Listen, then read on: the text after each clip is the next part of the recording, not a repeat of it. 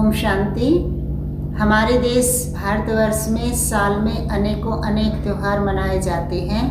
नवरात्रि का त्यौहार साल में 2 बार आता है, एक चैत्र मास में और दूसरा आश्विन मास में। चैत्र मास के नवरात्रि के बाद राम जन्म अर्थात रामनवमी आती है और आश्विन मास के नवरात्रों के बाद दशहरा आता है। अर्थात ये नवरात्रि हमें विशेष बोध कराती है, अपने आप में एक आध्यात्मिक रहस्य लिए हुए हैं। इसमें हम क्या करते हैं कि जागरण करते हैं, पहले ही दिन कलश की स्थापना करते हैं, व्रत उपवास करते हैं और अखंड दीप 9 दिन और रात जलता रहता है। इसका आध्यात्मिक अर्थ अगर समझा जाए तो नवरात्रि नव दुर्गा का आह्वान करते हैं।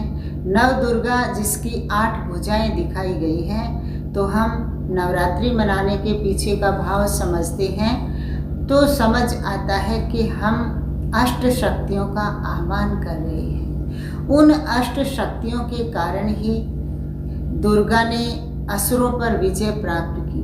पौराणिक कथा के अनुसार कहा जाता है कि महिषासुर नाम के असुर ने घोर तपस्या करके ब्रह्मा जी को प्रसन्न कर लिया और अपने तपस्या के बल से ब्रह्मा जी से उन्होंने वरदान प्राप्त किया कि मुझे कोई भी प्राणी नहीं मार सके। तो ब्रह्मा जी ने उन्हें वरदान दे दिया।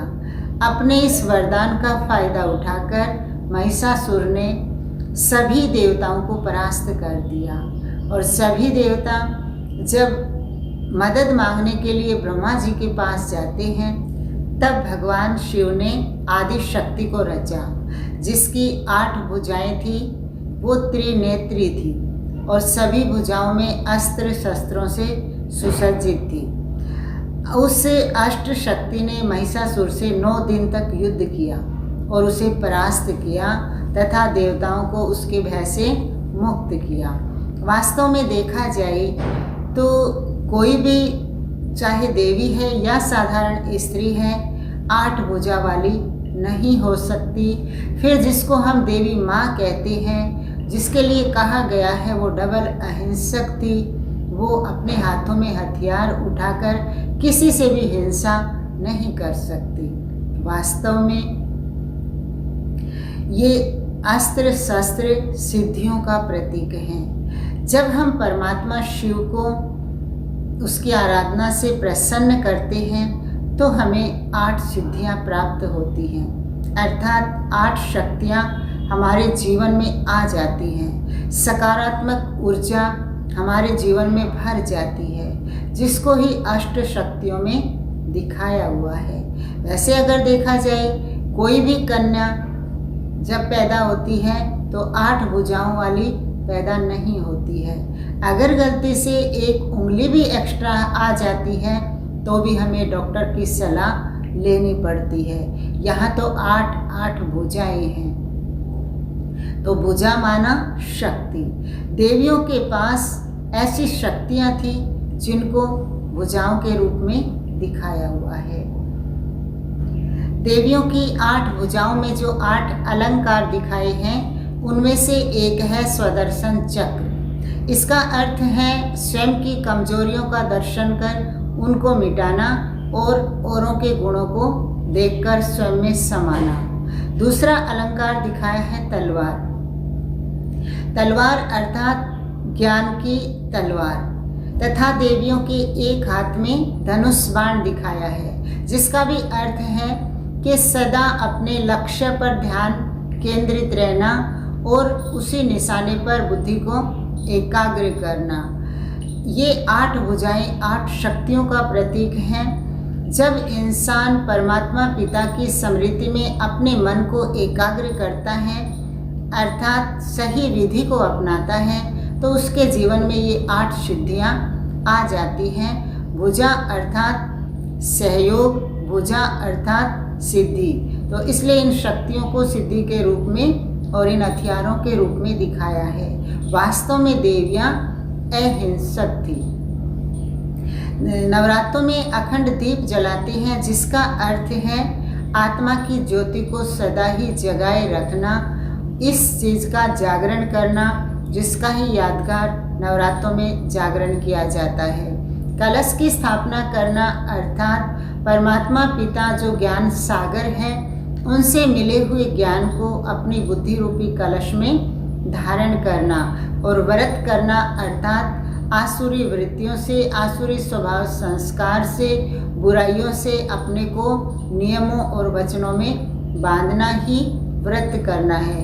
उपवास का भी यही अर्थ है कि बुद्धि को परमात्मा पिता की याद में उसके आसपास ही रखना।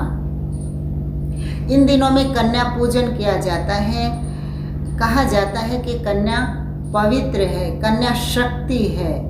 तो पहले 3 दिन माँ दुर्गा की पूजा की जाती है, फिर महालक्ष्मी की पूजा की जाती है, और अंतिम 3 दिन माँ सरस्वती की पूजा अर्थात जगदम्बा की पूजा की जाती है। तो इसका भी आध्यात्मिक अर्थ यही है, पहले हमने अपने अंदर की आसुरी वृत्तियों पर विजय प्राप्त करनी है, दुर्गा का रूप धारण कर दुर्गुणों को समाप्त करना है, फिर हम दिव्य गुणों का आह्वान करते हैं। तो हम 3 दिन तक माँ लक्ष्मी की पूजा करते हैं, क्योंकि कहा जाता है दुर्गा से शक्ति ले जाती है, महालक्ष्मी से धन मांगा जाता है, और तीसरा जो सरस्वती दिखाई है उनसे विद्या अर्थात ज्ञान का धन मांगा जाता है। तो अंतिम 3 दिन हम माँ जगदम्बा की पूजा करते हैं। जब हम अपने दुर्गुणों को मिटाकर सद्गुणों का स्वयं के अंदर विकास करते हैं तो सच में हमारी बुद्धि में ज्ञान टिक सकता है, और ज्ञान देवियों को हमेशा सजे सजाए स्वरूप में और प्रकाश चक्र में दिखाया है। एक तरफ तो देवियों को कन्या का रूप बताते हैं और दूसरी तरफ 16 श्रृंगार। इसका भी आध्यात्मिक भाव यही है कि वो दिव्य गुणों से सजी सजाई मूर्त थी। प्रकाश चक्र अर्थात तपस्वी मूर्त थी और आसुरियत पर उनकी संपूर्ण विजय थी। उनकी शेर पर सवारी दिखाते हैं तो वह प्रकृति जीत थी। जब हम परमात्म ज्ञान को बुद्धि रूपी कलश में भरकर जीवन में धारण करते हैं तो हमारे जीवन में अष्ट शक्तियाँ आ जाती हैं, जिसमें पहली शक्ति है समेटने की शक्ति।